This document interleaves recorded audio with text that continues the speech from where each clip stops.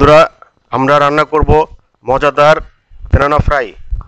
এই জন্য আমরা চাইনিজ মজাদার ব্যানানা ফ্রাই রান্না করার জন্য আমরা নিয়ে নিব কয়েক পিস ব্যানানাগুলোকে আমরা সুন্দর স্লাইস করে কেটে নিব।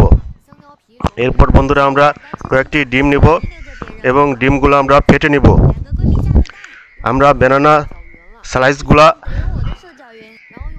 ডিমের ভিতরে ডুবিয়ে নিব এবং তারপর আমরা ব্রেড ক্রাম্বে মাখিয়ে নিব বন্ধুরা। এরপর আমরা ফুটন্ত তেলে ব্যানানাগুলা ভেজে নিব। বন্ধুরা আমাদের তৈরি হয়ে গেল অত্যন্ত মজাদার ব্যানানা ফ্রাই।